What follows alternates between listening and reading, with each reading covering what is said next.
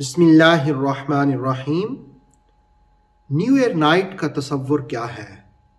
نئے سال کی آمد پر مبارکباد دینا یہ کیسا ہے؟ اور یہ سال کی حقیقت کیا ہے؟ اسلام اس بارے میں کیا کہتا ہے؟ اس لیے کہ مختلف قوموں کے ہاں اپنے اپنے سالوں کا ایک تصور موجود ہے اور ان کے ہاں جشن بھی اسی طریقے سے منائے جاتے ہیں۔ ہم نے دیکھنا تو یہ ہے کہ قرآن حکیم اس باب میں کیا کہتا ہے۔ تو یاد رکھیے، یہ جو سال کے اندر 12 مہینوں کا کانسیپٹ ہے، یہ سورہ توبہ 36 نمبر آیت میں بیان کیا گیا۔ ان عدت الشہور عند اللہ 12 شہرا فی کتاب اللہ، کہ اللہ کے نزدیک اللہ کی کتاب میں جو مہینوں کی گنتی ہے وہ 12 ہے۔ گویا 12 مہینوں کا سال بنتا ہے، اور یہ جو سال کا تصور ہے یہ دراصل قرآن مجید نے دیا 12 مہینوں کا، اور یہ اللہ کی کتاب میں موجود ہے۔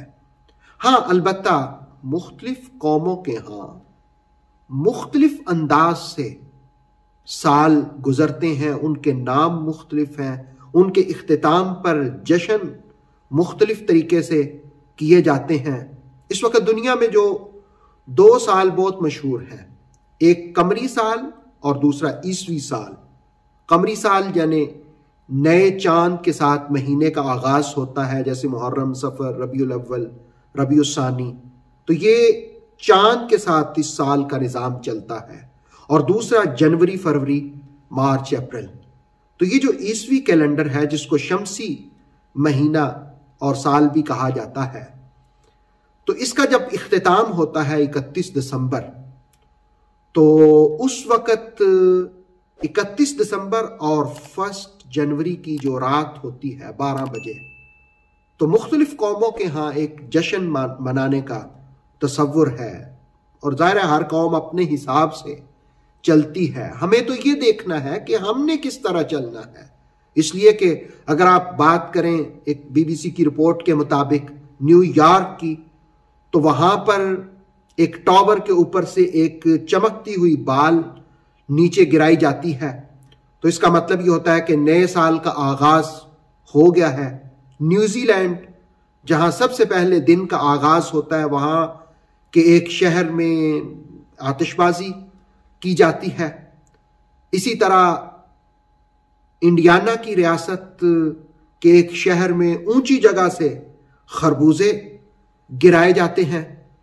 یونان اور ترکی میں انار کا گھر سے باہر ملنا اچھا شگون سمجھا جاتا ہے، انار توڑنے کی رسم ہے۔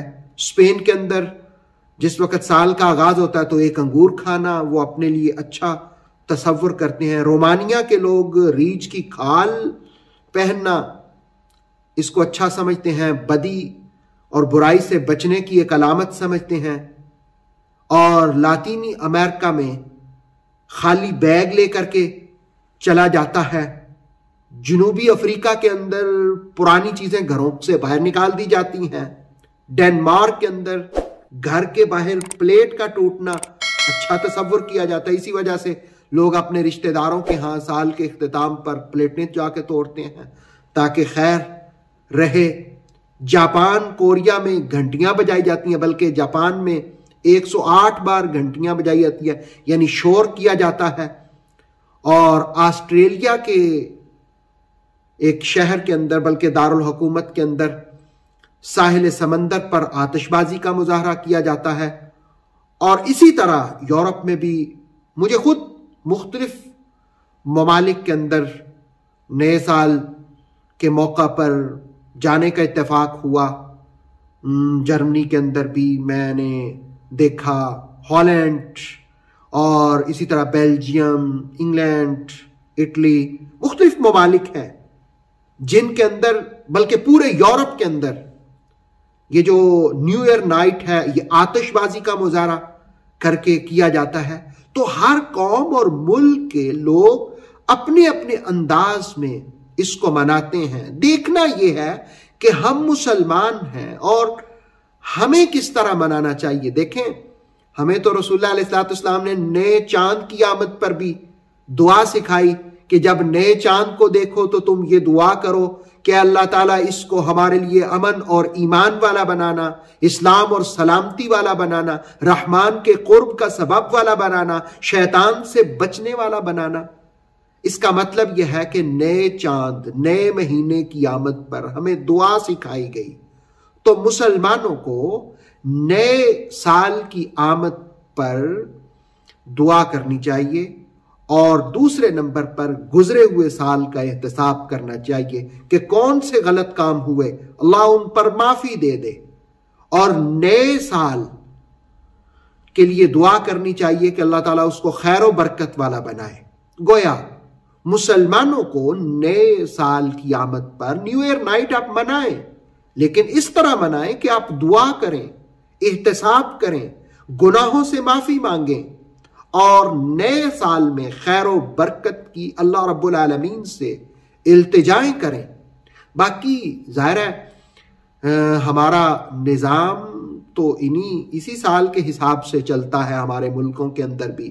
ہاں البتہ بعض ممالک عربی ایسے ہیں جن میں قمری حساب سے چلتا ہے۔ تو نیو ایئر نائٹ کے موقع پر توبہ کرنا چاہیے، دعا کرنی چاہیے خیر و برکت کی، اور نئے عزم اور نئے جذبے کے ساتھ پلاننگ کرنی چاہیے کہ اس سال میں ہم نے کیا کیا کرنا ہے، اور پرانے سال میں اس کا جائزہ لینا چاہیے ہم نے کیا کھویا اور کیا پایا۔ اللہ رب العالمین کی بارگاہ میں التجا ہے کہ اللہ تعالیٰ ہمارے لیے آنے والا سال خیر و برکت والا بنائے۔ ہاں البتہ جہاں تک تعلق ہے مبارکباد دینے کا، تو ظاہر ہے اس کا کوئی کانسیپٹ تو نہیں ہے، قرآن و حدیث میں کوئی ایسی بات تو نہیں آئی، لیکن بہت سی باتیں ایسی ہوتی ہیں مباح ہے کہ اگر آپ کو کوئی کہتا ہے کہ یہ سال آپ کے لیے برکت والا ہو، مبارک کا مطلب تو برکت ہے، تو آپ بھی اسے دعا دے دیں کہ اللہ تعالیٰ تمہارے لیے بھی یہ سال برکت والا بنا دے۔ تو سال کی آمد کے موقع پر ایک دوسرے کو دعائیں دینا، ایک دوسرے کے لیے خیر طلب کرنا، اس میں کوئی حرج نہیں ہے۔ اللہ رب العالمین ہمارے لیے آنے والا سال باعث سے برکت بنائے۔ اوتھینٹک اسلامک نالج کے لیے نور وحی یوٹیوب چینل کو سبسکرائب کیجئے، بیل آئیکن کو بھی لازمی پریس کریں۔ نور وحی کے فیس بک پیج، ٹک ٹاک اور انسٹاگرام کو بھی فالو اور لائک کیجئے تاکہ ہماری ہر نئی آنے والی ویڈیو آپ تک بر وقت پہنچ سکے۔ Thank you.